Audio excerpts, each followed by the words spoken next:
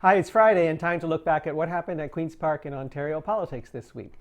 The legislature returns in 4 weeks.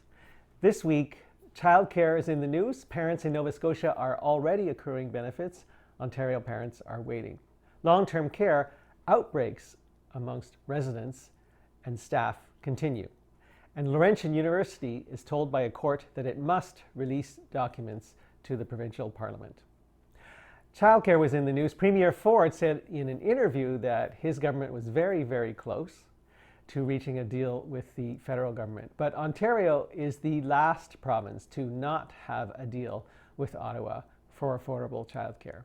This week, Armin Yalnizyan, a slightly left-leaning economist, wrote an op-ed in the Toronto Star saying that there may be reasons for the province to hesitate, namely that it may cost a lot more than what's on the table to 1, decrease costs to $10 a day, 2, meet the goal of an increased number of licensed high-quality spaces, and 3, integrate it into the all-day kindergarten and before and after school care.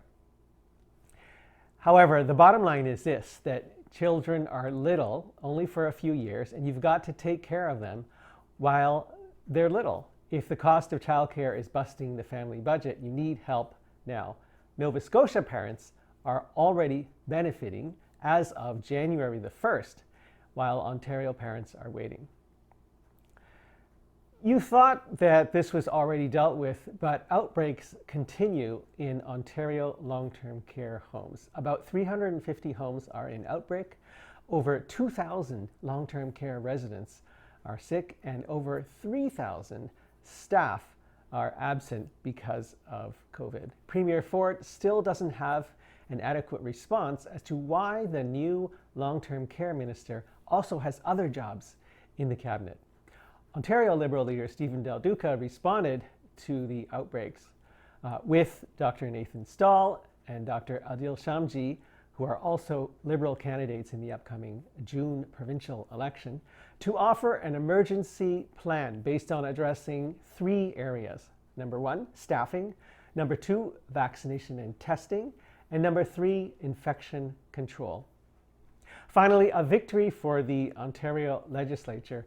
Laurentian University, which has declared bankruptcy, eliminated numerous programs, and fired a lot of staff, was told that they must respond to a speaker's warrant from the Provincial Parliament and hand over documents. This is important because we deserve to know how Laurentian got into its current mess, and so we can prevent it from happening elsewhere in Ontario. The judge affirmed that Parliament is not just about responding to what the government does, but it has its own centuries-old powers to investigate, to compel witnesses, and to obtain documents.